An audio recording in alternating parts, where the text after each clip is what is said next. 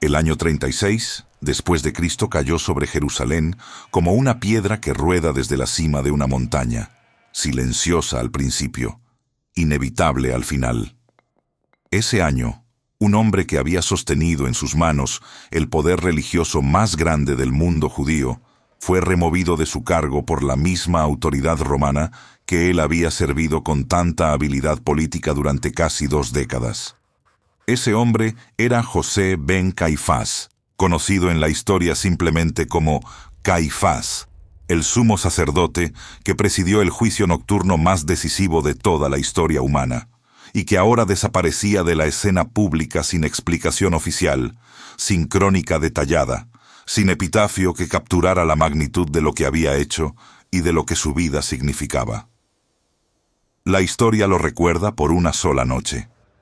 Pero su historia es mucho más larga, mucho más compleja y mucho más reveladora de cómo Dios usa incluso a quienes se oponen a sus propósitos para cumplir exactamente lo que había prometido siglos antes. Para entender el fin de Caifás, es necesario entender primero quién era este hombre, de dónde venía su poder y por qué su cargo era tan extraordinario dentro del mundo del Segundo Templo. El sumo sacerdocio en el primer siglo no era simplemente una posición religiosa. Era la confluencia más poderosa de autoridad espiritual, política, económica y social que existía dentro del pueblo judío bajo la ocupación romana. El sumo sacerdote presidía el Sanedrín, el Consejo Supremo de 71 miembros que gobernaba los asuntos internos de la comunidad judía. Era el único ser humano sobre la tierra autorizado por la tradición y la ley para entrar al lugar santísimo del templo. Y solamente una vez al año, en el día de la expiación, el Yom Kippur, para pronunciar el nombre sagrado de Dios y ofrecer la sangre expiatoria por todo el pueblo. Su autoridad tocaba cada dimensión de la vida judía, desde el calendario religioso hasta la supervisión del comercio en los atrios del templo, desde la interpretación de la Torá hasta las relaciones diplomáticas con el gobernador romano de la provincia de Judea. Caifás alcanzó este cargo alrededor del año 18 después de Cristo, nombrado por el prefecto romano Valerio Grato, predecesor de Poncio Pilato.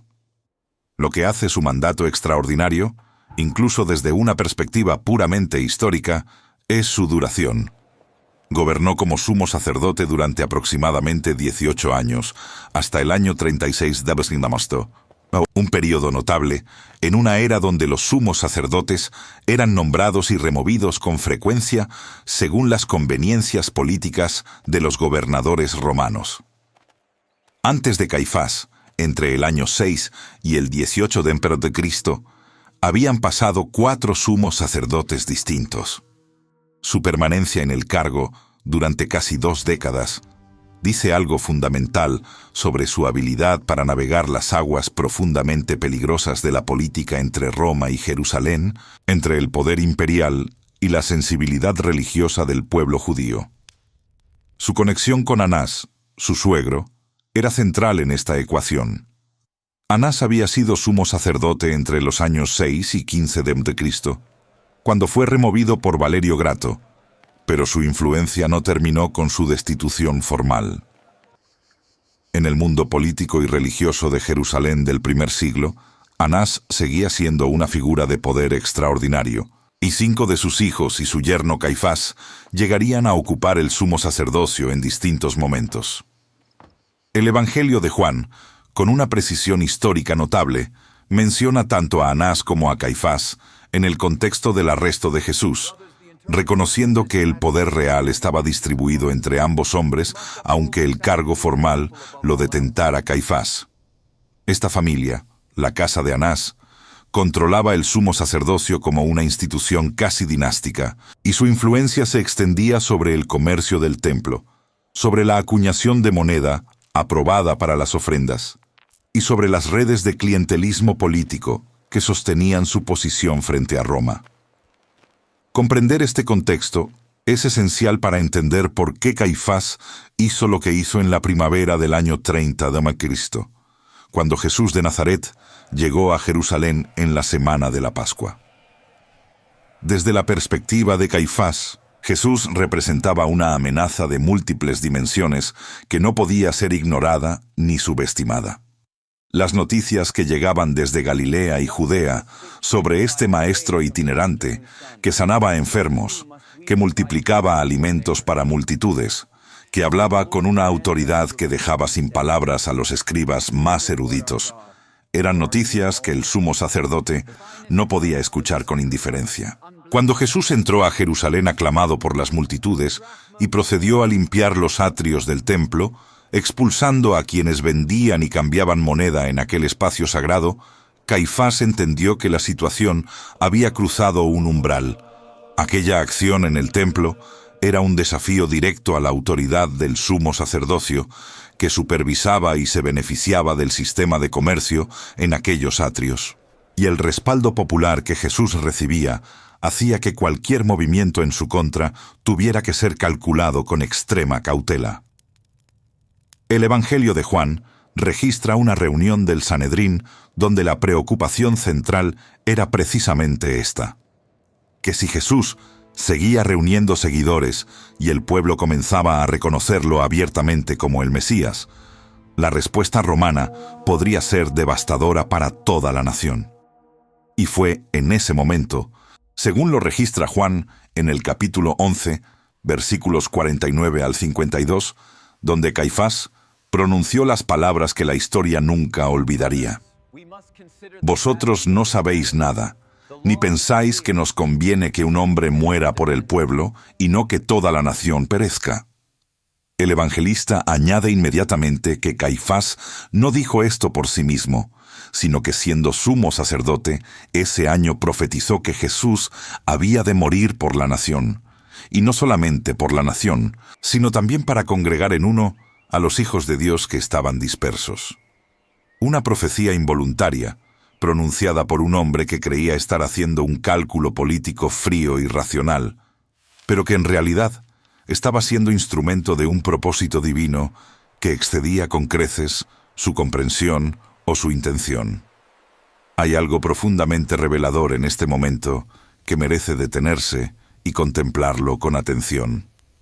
Caifás era el sumo sacerdote. En la teología del Antiguo Testamento y en la comprensión del Segundo Templo, el sumo sacerdote era, entre todas las funciones de su cargo, un intermediario entre Dios y el pueblo.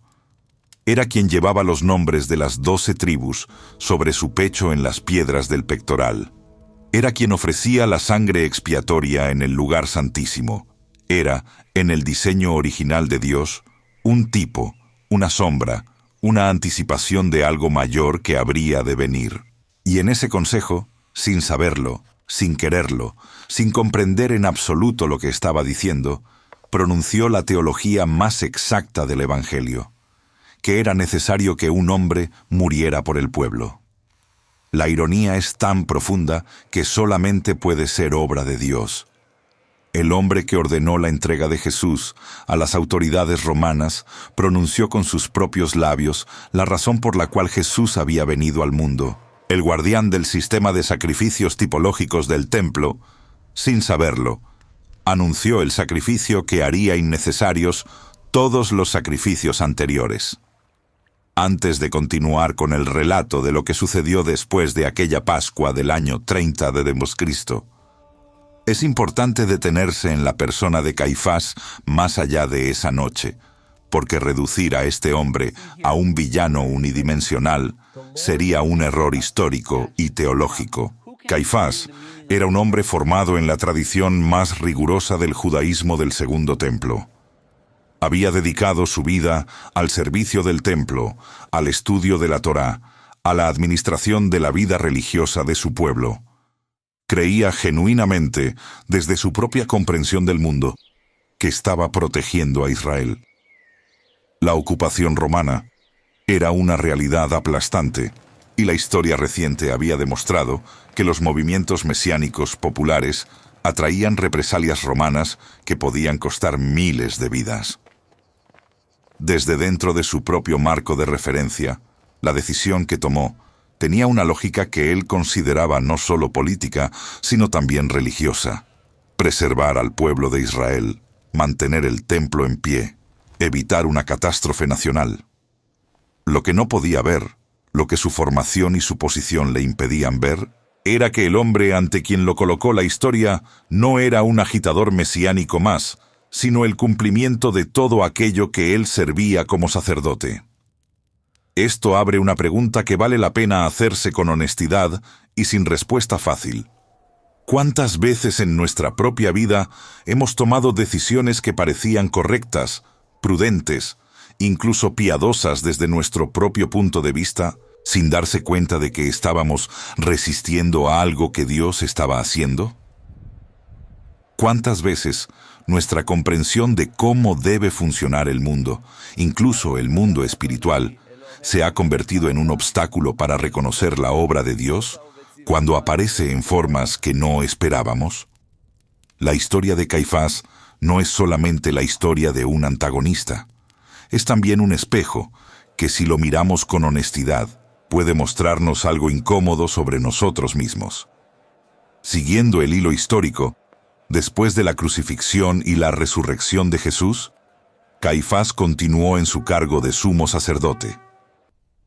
El libro de los Hechos de los Apóstoles lo menciona explícitamente en los capítulos 4 y 5, cuando la naciente comunidad de seguidores de Jesús en Jerusalén comenzó a crecer de manera notable y perturbadora para las autoridades del templo. Después de que Pedro y Juan sanaron a un hombre en la puerta llamada Hermosa del templo, Hechos 4 registra que fueron arrestados y llevados ante el Sanedrín al día siguiente.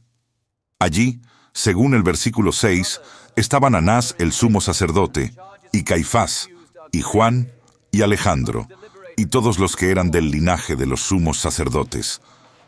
El evangelista Lucas, autor de Hechos, nombra a Caifás junto a Anás como figuras centrales de aquel tribunal que interrogó a los apóstoles sobre la autoridad en nombre de la cual habían realizado aquella señal.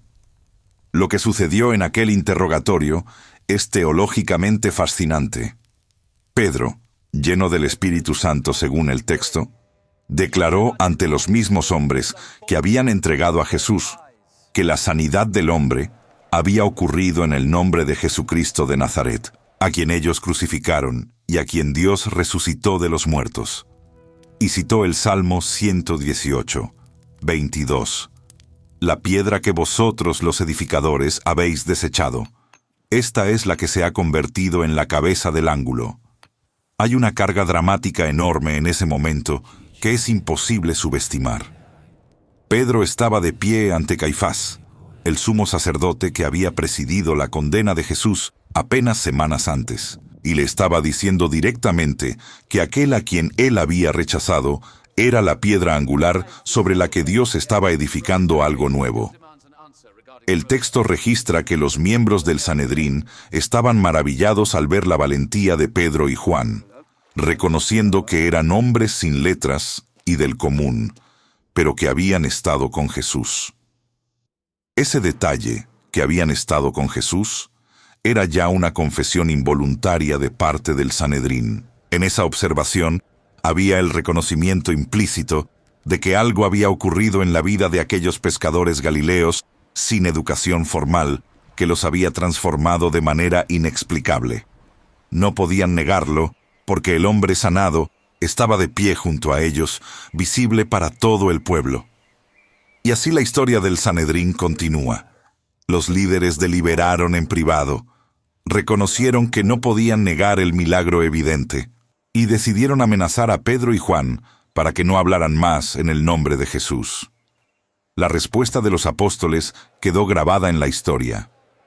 Juzgad si es justo delante de Dios obedecer a vosotros antes que a Dios, porque no podemos dejar de decir lo que hemos visto y oído. Caifás, de nuevo, se encontraba frente a una corriente que no podía detener. En el capítulo 5 de Hechos, la situación se repitió con mayor intensidad cuando todos los apóstoles fueron arrestados y llevados nuevamente ante el Sanedrín. En esta ocasión, Pedro declaró ante el consejo: «Es necesario obedecer a Dios antes que a los hombres», y nuevamente proclamó la resurrección de Jesús y la misión de los apóstoles como testigos de esos hechos. El texto registra que los miembros del Sanedrín estaban profundamente perturbados por estas palabras. En ese punto, un fariseo llamado Gamaliel, doctor de la ley respetado por todo el pueblo, intervino con un argumento que terminó siendo determinante. Si este movimiento es de los hombres, se desvanecerá por sí solo, como había ocurrido con otros movimientos anteriores. Pero si es de Dios, no podréis destruirlo, y os hallaréis luchando contra Dios. El Sanedrín aceptó el argumento y liberó a los apóstoles con advertencias. Caifás, en ese momento, no pudo hacer más de lo que hizo.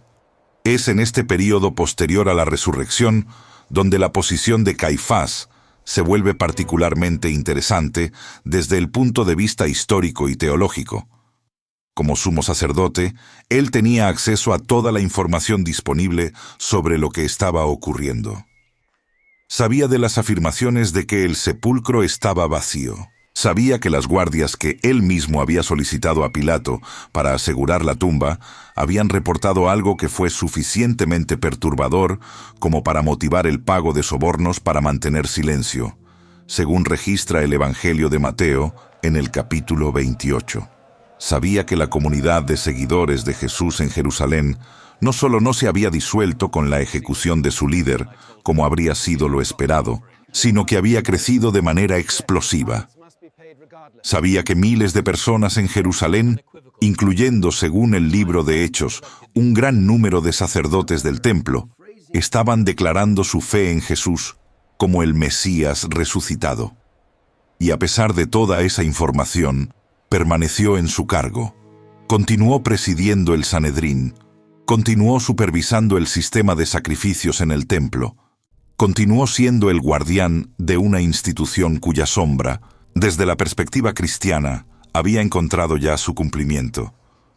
¿Qué habrá pensado Caifás en esos meses y años que siguieron a la Pascua del año 30 de Cristo? Es algo que la historia no registra.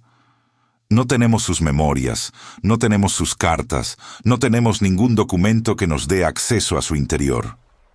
Pero podemos imaginarnos, desde la comprensión que nos da el conocimiento del contexto, que la situación debió de haber sido profundamente perturbadora para un hombre de su inteligencia y su posición. El movimiento que él había intentado suprimir no solo no había desaparecido, se estaba extendiendo por toda Judea, por Samaria, hacia Galilea, y las noticias que llegaban de Damasco y de otras ciudades de la diáspora judía señalaban que la fe en Jesús, como Mesías resucitado, estaba encontrando eco en comunidades judías mucho más allá de las fronteras de la provincia. Uno de los perseguidores más activos de esa comunidad, un fariseo de formación impecable llamado Saulo de Tarso, había experimentado en el camino a Damasco algo tan radical que lo había convertido de perseguidor a proclamador. Estas noticias, todas ellas, llegaban al sumo sacerdote, y el sumo sacerdote seguía en su cargo, navegando las aguas entre Roma y Jerusalén, entre la presión popular y la política imperial. En el año 36 d.C., aproximadamente 6 años después de la crucifixión de Jesús, Caifás fue removido de su cargo por Vitelio, el legado romano de Siria, que en ese momento ejercía autoridad sobre la provincia de Judea en ausencia de un prefecto permanente. La remoción de Caifás ocurrió en el mismo contexto en que Poncio Pilato fue enviado a Roma para responder por su conducta en el gobierno de Judea. Es significativo que ambos hombres, el prefecto romano y el sumo sacerdote judío que habían colaborado en la condena de Jesús, fueran removidos de sus posiciones en el mismo periodo, en el año 36 d.C. Las circunstancias exactas de la remoción de Caifás no están completamente documentadas en las fuentes históricas disponibles, pero el patrón es consistente con la práctica romana de la época. Los gobernadores provinciales tenían la autoridad de nombrar y remover a los sumos sacerdotes según consideraran apropiado para la estabilidad de la región. Vitelio era un administrador romano de considerable habilidad diplomática que entendía la sensibilidad religiosa del pueblo judío de una manera que Pilato frecuentemente había ignorado. Cuando Vitelio llegó a Jerusalén, devolvió a los judíos la custodia de las vestiduras sacerdotales del sumo sacerdote que los romanos habían mantenido bajo su control como una forma de garantizar la lealtad del sumo sacerdocio. Esta devolución fue recibida como un gesto de buena voluntad significativo por la comunidad judía. En ese mismo contexto de reorganización de las relaciones entre Roma y el pueblo judío, Vitelio removió a Caifás y nombró a Jonatán, hijo de Anás, como nuevo sumo sacerdote. La era de Caifás había terminado. Lo que sucedió con Caifás después de su remoción es uno de los mayores misterios de la historia del primer siglo. Las fuentes judías e históricas del período son extraordinariamente silenciosas sobre su vida posterior. Josefo, el historiador judío del primer siglo, cuya obra es la fuente más detallada que tenemos sobre la historia del período del Segundo Templo, menciona a Caifás en el contexto de su nombramiento y su remoción, pero no registra ningún detalle sobre su vida después del cargo, sobre si vivió muchos más años o pocos, sobre dónde residió o qué papel, si alguno, continuó desempeñando en la vida de la comunidad judía. Esta ausencia de información posterior es en sí misma significativa. Los sumos sacerdotes que eran removidos de su cargo no necesariamente desaparecían de la vida pública. Algunos continuaban siendo figuras influyentes en el Sanedrín. Pero en el caso de Caifás, el silencio de las fuentes después del año 36 es llamativo. En el año 1990, en Jerusalén, en el área al sur de la ciudad de David, conocida como el Parque de la Paz, durante la construcción de un parque en esa zona, se descubrió accidentalmente un osario, es decir, una caja de piedra caliza utilizada en el judaísmo del Segundo Templo para guardar los huesos de los difuntos después de que la carne se había descompuesto. Este osario tenía inscrito en su exterior el nombre en arameo, Yehosef Bar Cayafa, que se traduce como José, hijo de Caifás. El osario contenía los restos de 6 individuos, 2 bebés, un niño de aproximadamente 2 años, una niña de entre 3 y 5 años, un joven de entre 17 y 20 años y un hombre de entre 50 y 60 años.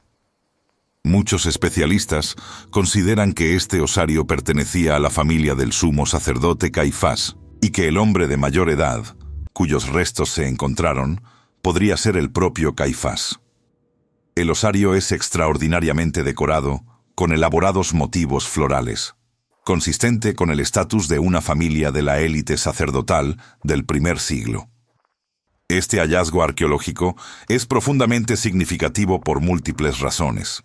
En primer lugar, porque confirma la existencia histórica de un individuo con el nombre de José, hijo de Caifás, en exactamente el período y el contexto descrito en los Evangelios y en Josefo.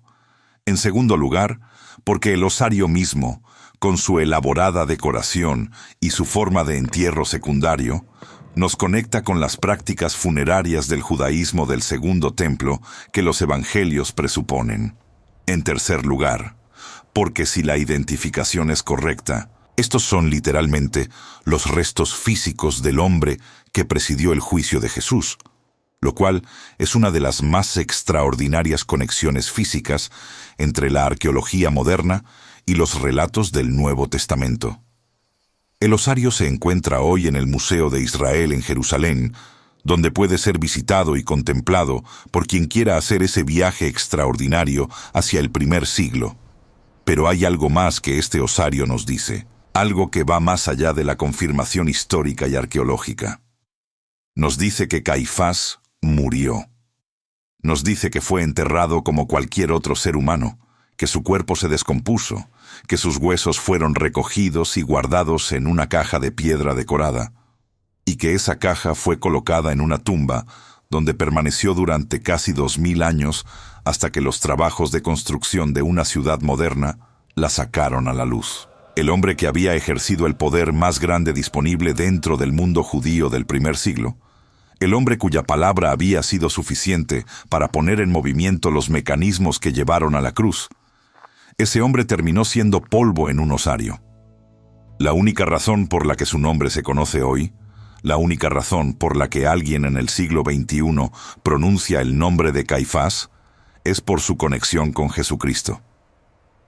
Sin esa conexión, Caifás sería otra nota al pie en los escritos de Josefo, conocido únicamente por especialistas en historia judía del período del Segundo Templo. Hay una paradoja teológica hermosa y profunda en esto.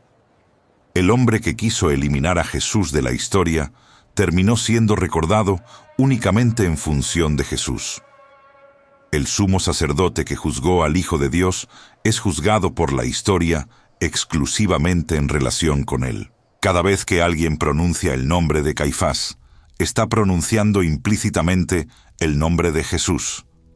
La memoria del primero depende absolutamente del segundo, y el segundo, cuya tumba estaba vacía, cuyo nombre llena los libros de historia, cuyo movimiento se extendió desde Jerusalén hasta los confines de la tierra, cuyo nombre es invocado en oración en todos los continentes y en todos los idiomas. No necesita de la memoria de Caifás para ser quien es. Esta asimetría es, en sí misma, una de las más poderosas demostraciones de la verdad del Evangelio. Antes de avanzar hacia la reflexión más profunda sobre el significado teológico de la historia de Caifás, es importante detenerse en un aspecto que frecuentemente se pasa por alto en las discusiones populares sobre este personaje: su lugar dentro de la historia de la salvación, entendida como la historia que Dios ha estado escribiendo desde antes de la fundación del mundo. Dentro de la teología bíblica, existe un concepto que los estudiosos llaman tipología sacerdotal, que se refiere a la forma en que el sistema sacerdotal del Antiguo Testamento, con todos sus rituales, sus vestiduras, sus sacrificios y sus funciones específicas, estaba apuntando hacia algo mayor que habría de venir. El escritor de la carta a los Hebreos desarrolla este tema con una profundidad extraordinaria, explicando cómo Jesús es el sumo sacerdote definitivo, el que no necesita ofrecer sacrificios repetidamente por sus propios pecados y luego por los del pueblo, sino que mediante su propio sacrificio, ofrecido una vez por todas, logró la redención eterna. Caifás era, por el año 30 de Cristo, el último sumo sacerdote en ejercicio antes de ese momento decisivo. Era el representante más alto de un sistema sacerdotal que había funcionado durante siglos como la forma en que Dios permitía que su pueblo se acercara a Él dentro de las limitaciones de la era anterior a la plena revelación.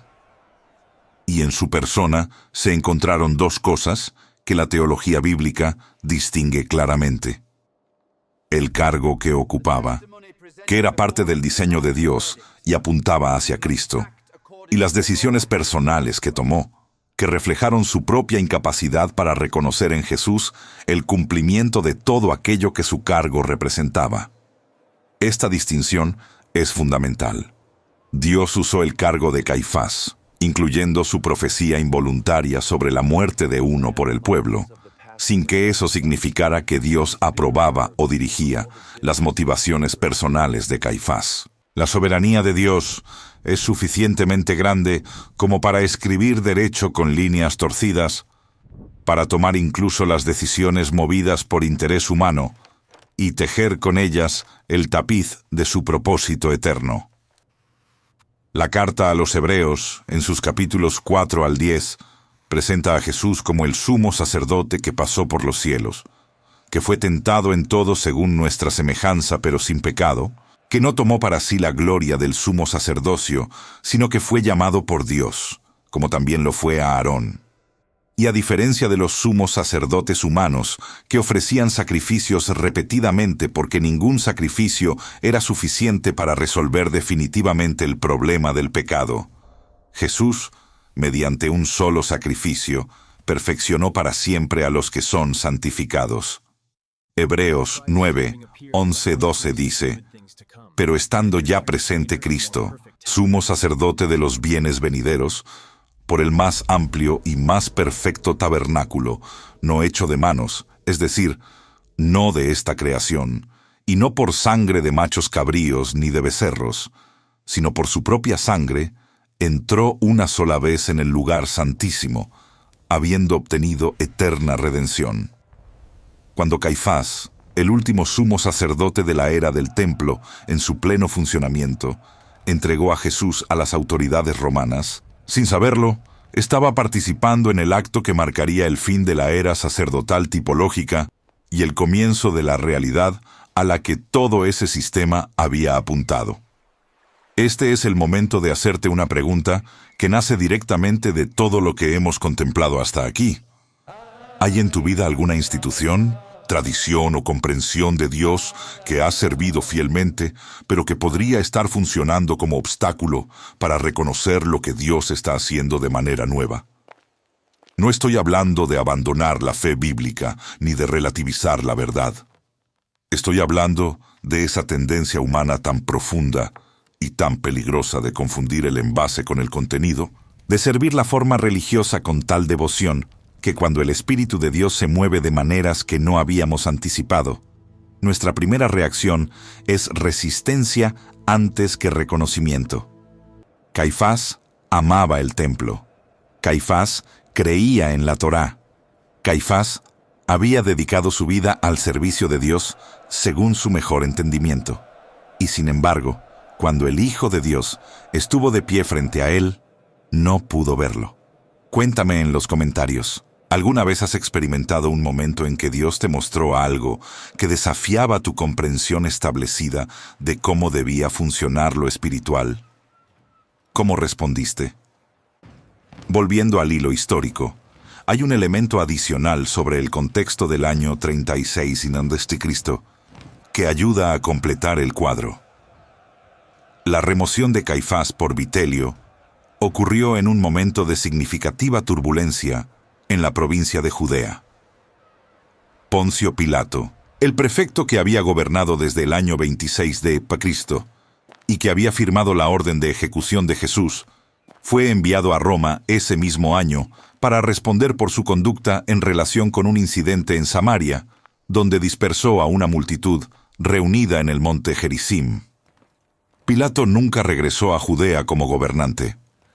La coincidencia de que tanto Pilato como Caifás fueran removidos de sus posiciones en el año 36 d.C. ha llamado la atención de historiadores y teólogos durante siglos.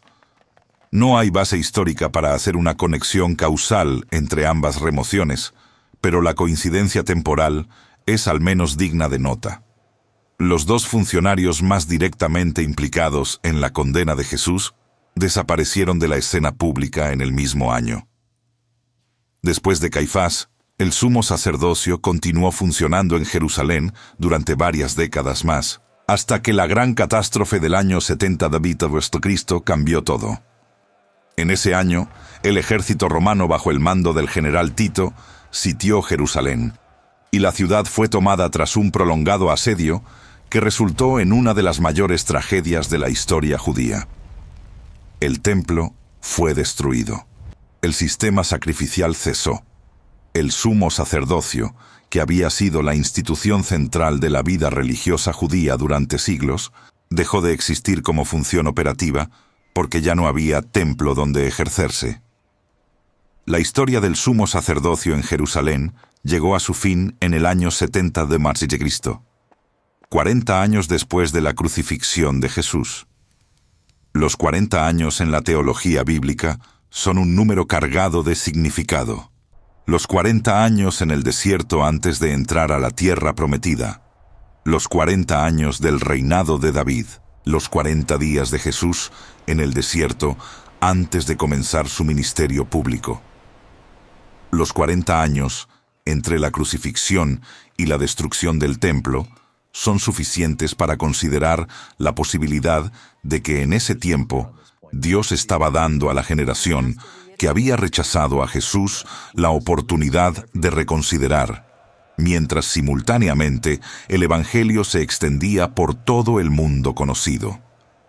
Desde la perspectiva de la teología bíblica, la destrucción del templo, en el año 70 después de Cristo, tiene un significado profundo en relación con la historia de Caifás y de todo el sistema sacerdotal que él representaba. La carta a los Hebreos, que es probable que haya sido escrita antes del año 70, habla del sistema levítico de sacerdotes y sacrificios como algo que estaba envejeciendo y próximo a desaparecer. Hebreos 8:13 dice, al decir nuevo pacto, ha dado por viejo al primero, y lo que se da por viejo y se envejece está próximo a desaparecer.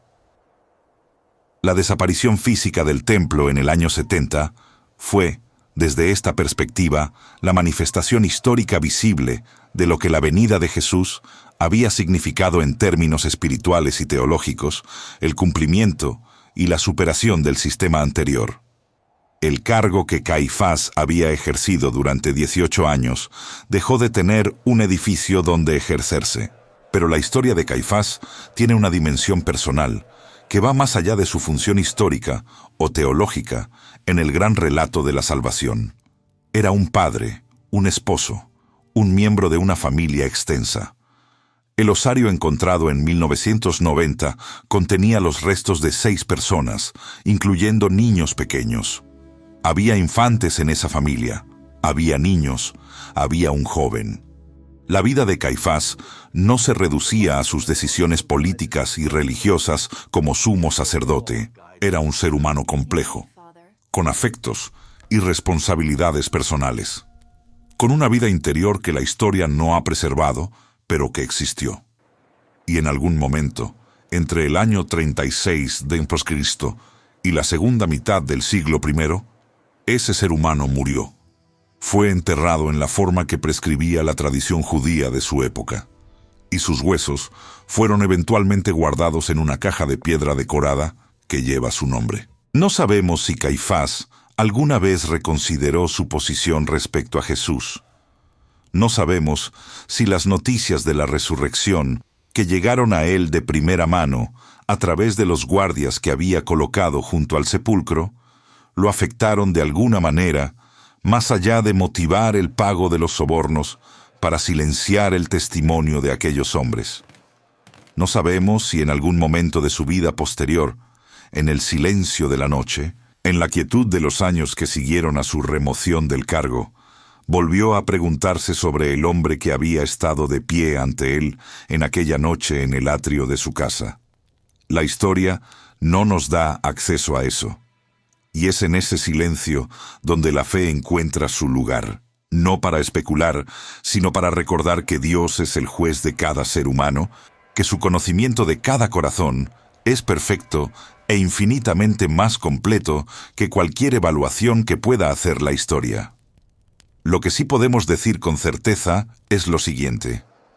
La historia de Caifás es la historia de un hombre que tuvo el privilegio extraordinario de encontrarse cara a cara con el Hijo de Dios y que, dentro de las limitaciones de su comprensión y de las presiones de su posición, no pudo reconocerlo. Y esa historia es un recordatorio poderoso y permanente de que la proximidad a las cosas sagradas no garantiza automáticamente el reconocimiento de lo sagrado cuando se manifiesta de manera inesperada. Caifás estaba más cerca del sistema de sombras tipológicas que apuntaban a Cristo que cualquier otro ser humano de su generación. Era, literalmente, el guardián de las sombras. Y sin embargo, cuando la realidad a la que apuntaban todas esas sombras se presentó ante él, no pudo ver más allá de la forma humana, de las implicaciones políticas, de los peligros institucionales. Hay generaciones enteras de teólogos y pensadores que han reflexionado sobre la pregunta de la responsabilidad moral de Caifás. ¿Era inevitable que hiciera lo que hizo? ¿Podría haber elegido diferente? La teología bíblica sostiene simultáneamente dos verdades que en apariencia son tensas, pero que son igualmente ciertas. Que los eventos de la Pascua del año 30 después de Cristo ocurrieron según el plan determinado y el previo conocimiento de Dios, como declara el discurso de Pedro en Pentecostés en Hechos 2, 23, y que Caifás y quienes participaron en aquellos eventos actuaron desde su propia voluntad y son responsables de sus decisiones. La soberanía divina y la responsabilidad humana no se cancelan mutuamente en la teología bíblica. Coexisten en una tensión que excede la capacidad de la lógica humana para resolver completamente, pero que la fe sostiene como verdad simultánea. El apóstol Pedro, en el Sermón del Pórtico de Salomón, registrado en Hechos 3, habló sobre la ignorancia como factor mitigante en la responsabilidad de quienes habían participado en la entrega de Jesús. Hechos 3, 17, registra sus palabras. Mas ahora, hermanos, sé que por ignorancia lo habéis hecho, como también vuestros gobernantes.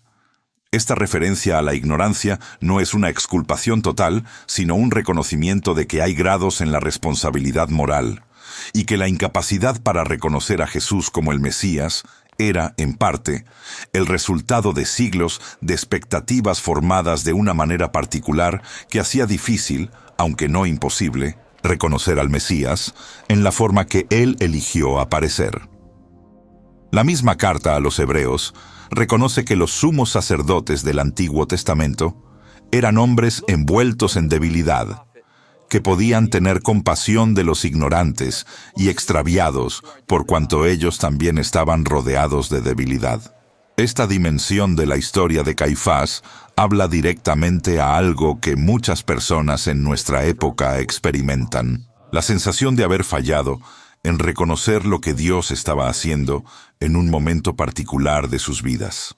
La buena noticia del Evangelio es que el Dios que usó incluso la decisión de Caifás para cumplir su propósito redentor es el mismo Dios que puede tomar nuestros errores, nuestras cegueras, nuestros momentos de resistencia a su voluntad y usarlos dentro de un propósito que excede nuestra comprensión. Esto no es una invitación a pecar, ni una minimización de la responsabilidad moral. Es un reconocimiento de la magnitud de la gracia de Dios, que es suficientemente grande para escribir su historia, incluso a través de los capítulos más oscuros de la elección humana. Quiero detenerme aquí en algo que considero profundamente importante para quien está escuchando estas palabras. La historia de Caifás plantea inevitablemente la pregunta de ¿qué hacemos nosotros con Jesús? Caifás tuvo la pregunta de frente, de manera literal e irrepetible.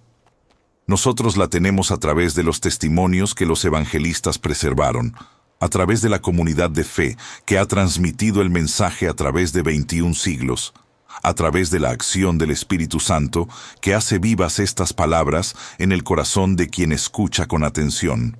La pregunta no cambia en su esencia. ¿Quién es este hombre para ti?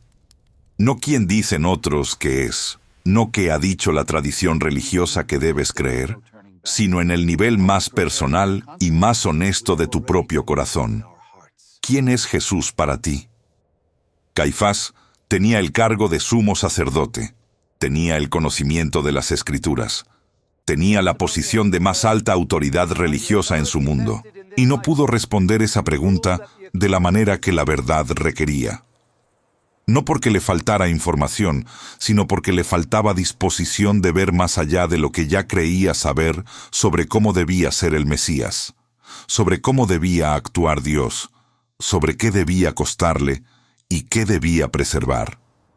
La fe verdadera requiere esa apertura radical a que Dios sea Dios incluso cuando su forma de actuar desafía nuestras preconcepciones más arraigadas. Y esa apertura no es un acto de ingenuidad, sino el fruto de una humildad que reconoce que la mente humana, por más educada y más sincera que sea, no puede contener la totalidad de quién es Dios ni la profundidad de sus caminos. Hay también en la historia de Caifás una reflexión importante sobre el poder y sus límites. Durante 18 años, Caifás ejerció el poder más grande disponible dentro del mundo judío de su época. Nombraba, decidía, presidía, juzgaba, administraba. Su palabra era determinante en los asuntos más importantes de la vida religiosa y política de Jerusalén. Y sin embargo, todo ese poder no pudo cambiar la dirección de lo que Dios había determinado que ocurriera. No pudo evitar la resurrección que él no creyó posible. No pudo detener el crecimiento del movimiento que él esperaba extinguir. No pudo silenciar el testimonio de los apóstoles, a quienes amenazó y liberó, porque no podía negar el milagro que habían realizado. No pudo controlar la narrativa de los guardias que él mismo había colocado junto al sepulcro. Y finalmente, no pudo perpetuarse en el cargo que había considerado la culminación y el propósito de su vida. El poder humano, incluso en sus expresiones más concentradas, es extraordinariamente limitado frente al propósito de Dios. Esta lección es tan relevante en el siglo XXI como lo era en el año 36 de Cristo. Vivimos en una época de poderes humanos extraordinarios, de tecnología, de influencia mediática, de capacidades de organización y comunicación que las generaciones anteriores no podían imaginar. Y sin embargo, el Dios que usó incluso la decisión de Caifás para cumplir la redención de la humanidad es el mismo Dios que hoy sostiene la historia en sus manos. Los poderes que en nuestra época se oponen al Evangelio, que intentan marginar o silenciar la fe cristiana en diferentes contextos, que con frecuencia parecen más poderosos e influyentes que la comunidad de creyentes, no tienen sobre el propósito de Dios más poder del que tenía Caifás sobre la resurrección de Jesús.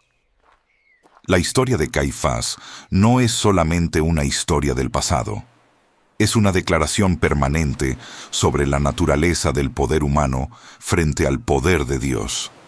Permíteme ahora llevar la mirada hacia algo que la historia de Caifás ilumina de manera particular: la relación entre las instituciones religiosas y la presencia viva de Dios. El Templo de Jerusalén era la institución religiosa más sagrada que el pueblo de Israel había conocido. Era el lugar donde la Shekinah, la gloria manifiesta de Dios, había habitado en su inauguración bajo Salomón, cuando el fuego descendió del cielo y la nube de gloria llenó el lugar santísimo de tal manera que los sacerdotes no podían mantenerse en pie para ministrar. Era el centro de toda la vida espiritual del pueblo, el punto de convergencia de la oración, del sacrificio, del perdón y del encuentro con Dios. Y el sumo sacerdote era el guardián supremo de esta institución. Pero hay un momento en la vida de Jesús que anticipa con claridad lo que habría de ocurrir con aquella institución. En el Evangelio de Mateo, capítulo 24, cuando los discípulos señalaron con admiración las piedras del templo y su magnificencia, Jesús respondió con palabras que debieron de haber parecido incomprensibles en ese momento. ¿Veis todo esto? De cierto os digo que no quedará aquí piedra sobre piedra, que no sea derribada. Era una declaración que 40 años después encontraría su cumplimiento literal con una precisión que aún hoy asombra a quienes contemplan los estudios arqueológicos de la Jerusalén del período del Segundo Templo. Y antes de esa declaración sobre el templo, en el capítulo 23, Jesús había pronunciado las palabras de lamento sobre Jerusalén que revelan el corazón de Dios frente a esa ciudad. Jerusalén, Jerusalén, que matas a los profetas y apedreas a los que te son enviados. ¿Cuántas veces quise juntar a tus hijos, como la gallina junta sus polluelos debajo de las alas, y no quisiste? Hay, en esas palabras de Jesús, una tristeza que no es de condena, sino de amor frustrado, de misericordia rechazada, de un Dios que deseaba la reconciliación y que extendió su invitación hasta el último momento posible. Y en esa tristeza está implícita también la posición de Caifás. Era uno de los hijos de Jerusalén que el Señor hubiera querido juntar bajo sus alas, y no quiso. La tragedia no es que Caifás fuera un monstruo. La tragedia es que era un ser humano con capacidades extraordinarias, con dedicación religiosa genuina, con conocimiento profundo de las Escrituras, y que todo eso no fue suficiente para abrir su corazón a reconocer al Mesías cuando estuvo de pie frente a él. El sistema de adoración que Caifás presidía no era en sí mismo un error. Era el sistema que Dios había establecido para su pueblo durante siglos. Pero había llegado el momento en que la sombra debía ceder ante la realidad, el tipo ante el antitipo, la copia ante el original. Y ese momento requería de los custodios del sistema una disposición a soltar lo conocido y abrazar lo nuevo, una disposición que Caifás no tuvo. Esta dinámica se repite en la historia de la Iglesia una y otra vez. Dios hace algo nuevo, y quienes se han dedicado a preservar lo anterior con mayor devoción, frecuentemente, son los que tienen más dificultad en reconocer lo nuevo. No porque la devoción sea mala, sino porque la devoción al envase puede convertirse en un obstáculo para recibir el contenido renovado. Pero hay también el otro lado de esta historia, y es igualmente importante contemplarlo. Hay hombres y mujeres que sí respondieron al llamado. Hay un número grande de sacerdotes del templo que, según Hechos 6:7, obedecieron a la fe. Sacerdotes del mismo sistema que Caifás administraba, hombres formados en las mismas tradiciones, conocedores de los mismos rituales, que en algún momento de sus vidas reconocieron en Jesús el cumplimiento de todo aquello que habían servido. Este detalle del texto de Hechos es extraordinariamente significativo y frecuentemente ignorado en las discusiones sobre el período. No todos los que servían en el templo siguieron el camino de Caifás.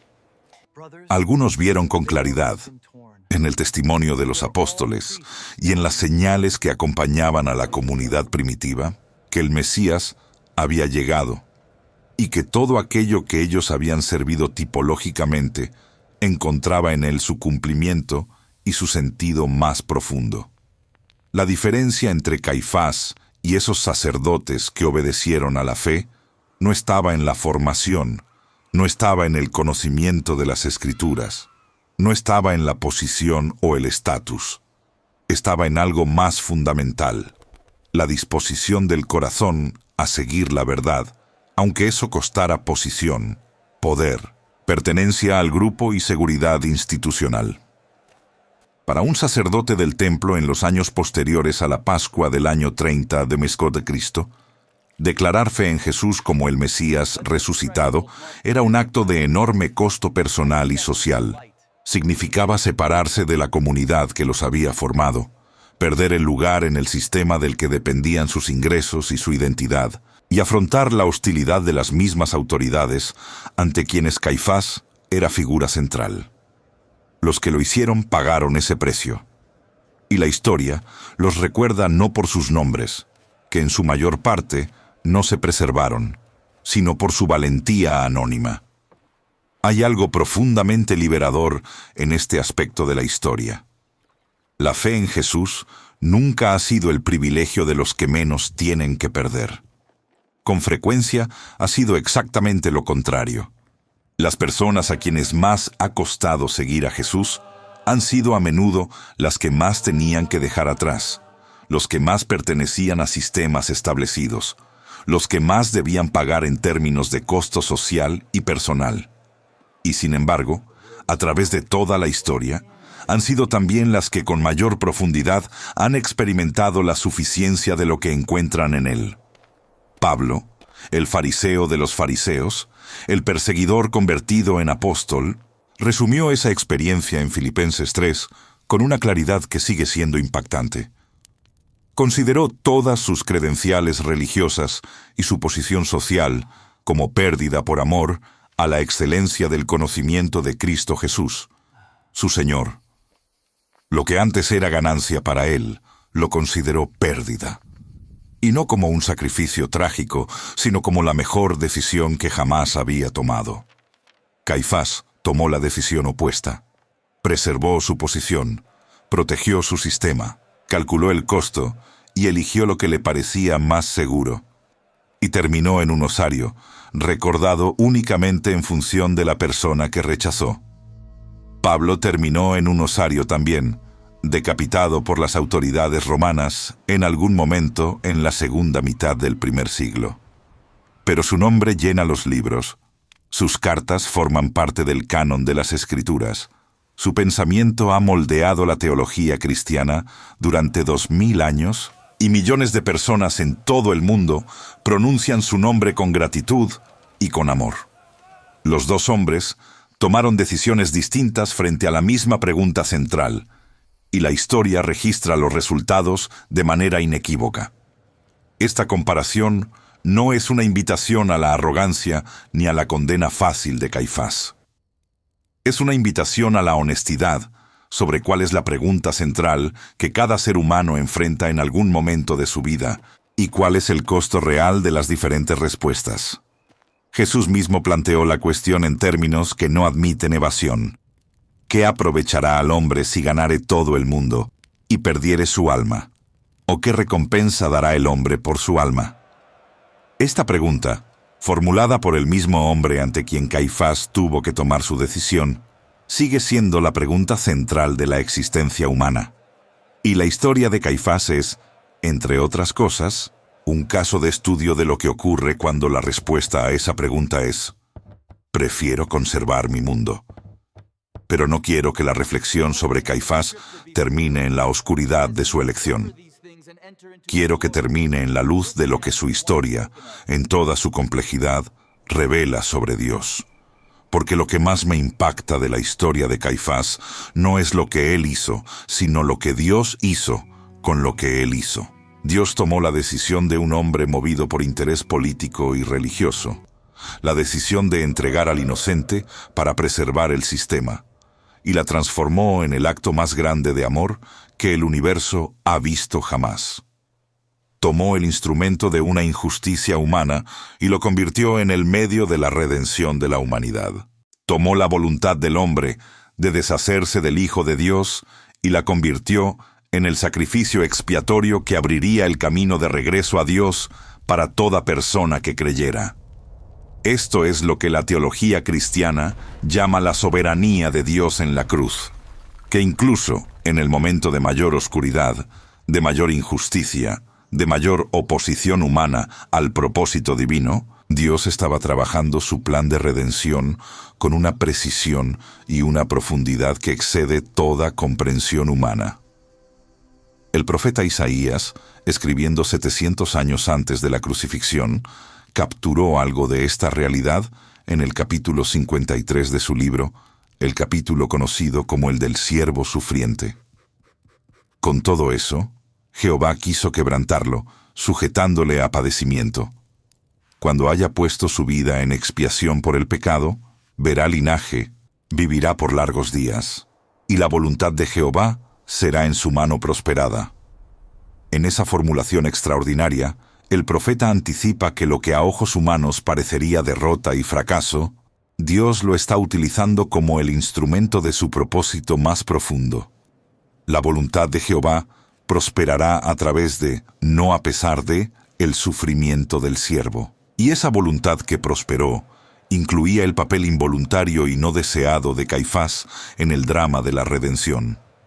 Hay en la historia de Caifás también una reflexión sobre la relación entre el pueblo judío y el Evangelio que merece ser tratada con la reverencia y la delicadeza que requiere.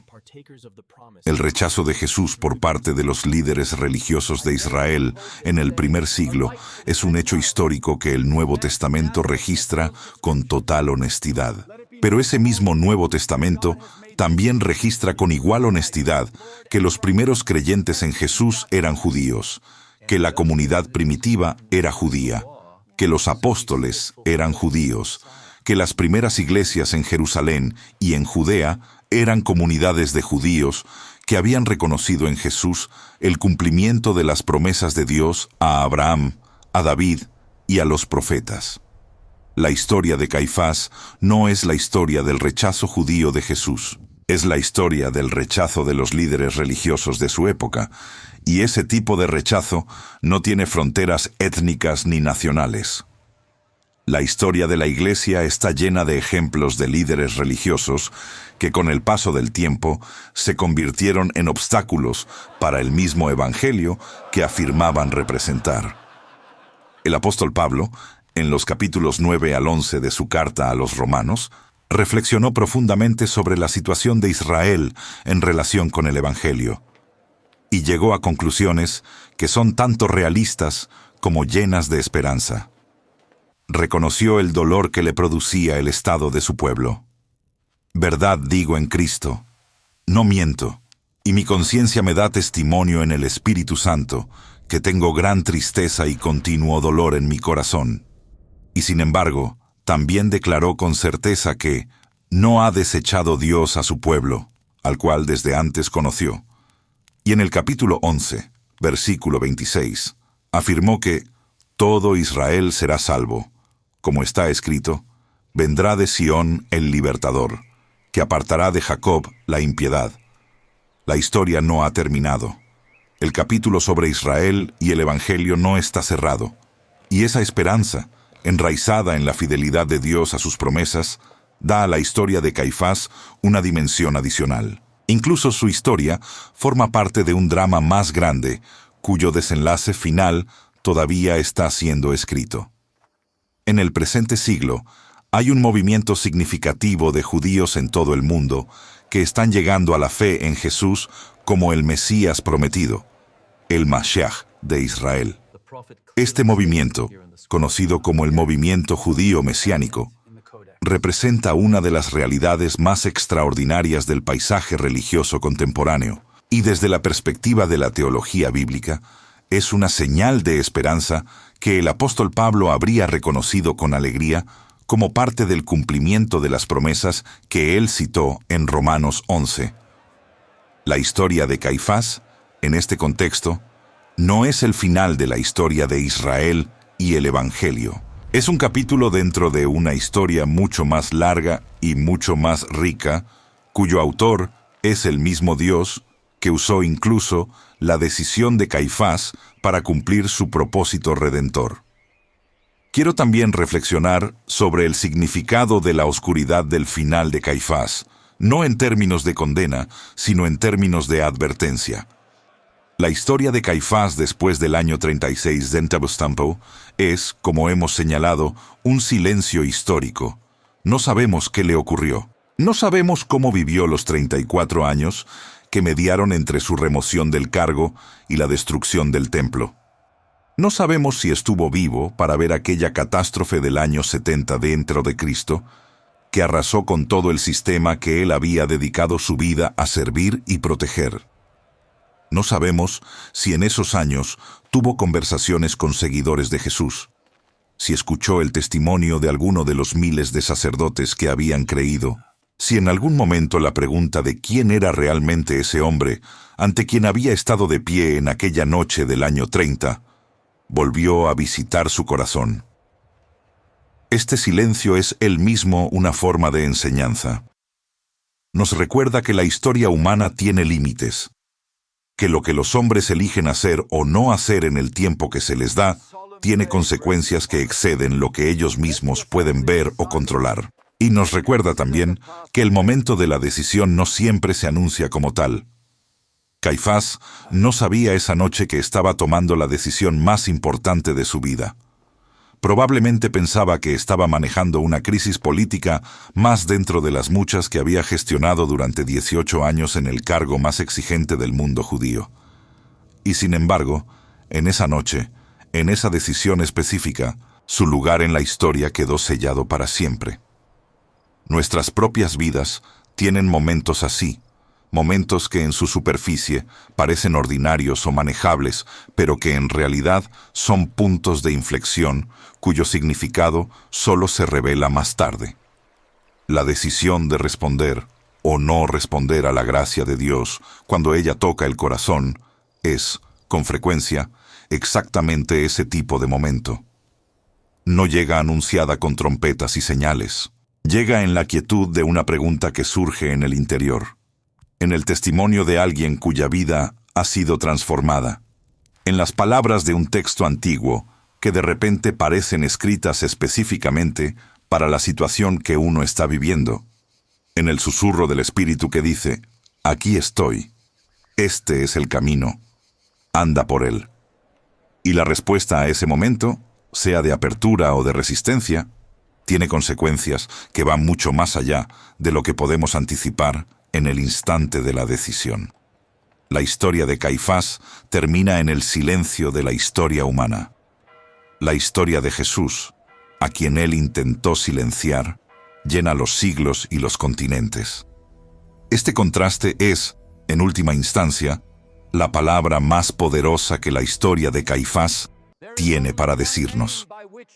No como un triunfo de venganza, sino como una demostración de lo que es verdadero, lo que es eterno, lo que trasciende los límites del tiempo y del poder humano. El hombre que fue entregado por Caifás resucitó. El sistema que Caifás representaba desapareció 40 años después con la destrucción del templo. El movimiento que Caifás intentó sofocar se convirtió en la comunidad de fe más grande de la historia humana. Y el nombre de Caifás es conocido hoy únicamente porque el nombre de Jesús es conocido. Esto no es triunfalismo vacío. Es el reconocimiento honesto de lo que la historia muestra cuando se la contempla con suficiente perspectiva. Y esa perspectiva tiene una aplicación directa para cada persona que escucha estas palabras en este momento. No estamos del lado del poder humano institucionalizado de Caifás. Estamos del lado de la resurrección, del lado del nombre que llena los siglos, del lado de la historia que está siendo escrita por el Dios que usó incluso la noche más oscura del año 30 de Cristo para demostrar que su amor es más fuerte que cualquier decisión humana y que su propósito no puede ser detenido por ningún poder sobre la tierra. Esta es la fe que los primeros seguidores de Jesús llevaron al mundo cuando salieron de Jerusalén con el testimonio de la resurrección. No salieron porque tuvieran poder institucional, no lo tenían. No salieron porque tuvieran el apoyo del sistema religioso establecido, no lo tenían. Salieron porque habían sido testigos de algo que ningún poder sobre la tierra podía explicar ni desmentir, y porque el mismo Espíritu que había llenado el lugar santísimo en el templo de Salomón, la misma Shequina que había hecho que los sacerdotes no pudieran mantenerse en pie, ahora habitaba en ellos, y los enviaba al mundo con un mensaje que no podía ser silenciado. El templo de piedra habría de caer en 40 años, pero el templo vivo del Espíritu de Dios en los creyentes se extendía sin que ningún poder pudiera detenerlo. Cuando Caifás fue removido de su cargo en el año 36 de y desapareció del escenario de la historia conocida, probablemente no imaginó que 2000 años después alguien estaría contando su historia. Y la razón por la que esa historia se sigue contando no es por lo que él logró, sino por aquel a quien se opuso. El legado de Caifás es paradójico de una manera que solamente el Evangelio puede explicar. Es recordado porque participó, sin quererlo y sin entenderlo, en el acto que Dios usó para redimir al mundo. Su nombre es parte del gran relato de la salvación, no como el protagonista, sino como uno de los actores secundarios cuya decisión, combinada con la soberanía de Dios, resultó en el mayor bien que la humanidad ha conocido jamás. Y aquí es donde la historia de Caifás deja de ser historia y se convierte en llamado. Porque si Dios fue capaz de tomar la decisión más oscura de Caifás y transformarla en el instrumento de la redención universal, ¿qué puede hacer con las decisiones de cada persona que hoy elige abrir su corazón a Jesús? Si el rechazo involuntario y motivado por el interés personal de un sumo sacerdote del primer siglo pudo ser usado por Dios para cumplir su promesa eterna de salvación, ¿qué puede hacer Dios con la respuesta sincera y deliberada de un corazón que dice sí a su gracia en este momento? La respuesta excede todo lo que la mente humana puede contener. Y es exactamente esa respuesta la que Dios está esperando de cada persona que llega al final de esta historia con el corazón abierto y con la pregunta genuina de qué hacer ahora con todo lo que ha escuchado. El sumo sacerdote que entregó a Jesús terminó en el silencio de un osario cubierto de polvo durante 20 siglos. El sumo sacerdote eterno que se entregó por nosotros vive y reina y intercede hoy a la diestra del Padre, con un ministerio que no termina y con una gracia que no se agota. Esa es la diferencia entre el tipo y la realidad, entre la sombra y la luz, entre el poder humano que perece y el poder divino que permanece para siempre. Hebreos 7, 24-25 lo expresa con una claridad que, después de todo lo que hemos recorrido juntos en este relato, brilla con una fuerza particular. Mas éste, por cuanto permanece para siempre, tiene un sacerdocio inmutable, por lo cual puede también salvar perpetuamente a los que por él se acercan a Dios, viviendo siempre para interceder por ellos. Caifás tuvo un sacerdocio. Terminó en el año 36 de mi Cristo.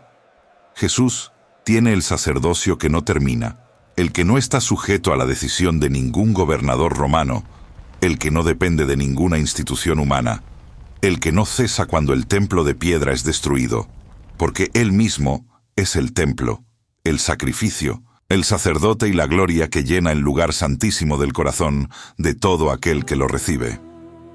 2000 años han pasado desde que Caifás firmó la entrega de Jesús y desde que el sepulcro quedó vacío en la madrugada del primer día de la semana.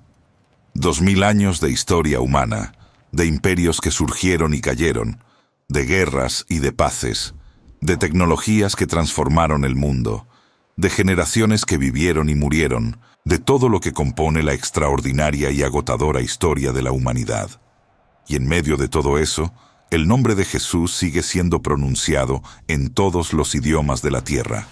Sigue siendo invocado en la oración por corazones en todos los continentes.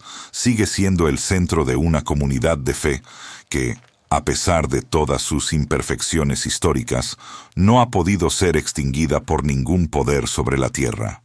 Esta permanencia es, en sí misma, una de las evidencias más poderosas de la verdad de la resurrección que Caifás intentó ocultar y que terminó siendo el hecho más incontenible de la historia humana. Si esta historia ha tocado algo dentro de ti, si el recorrido por la vida y el fin de Caifás ha iluminado algo sobre la soberanía de Dios, sobre la fragilidad del poder humano, sobre la pregunta central de qué hacemos con Jesús, te invito a que no guardes este mensaje solo para ti.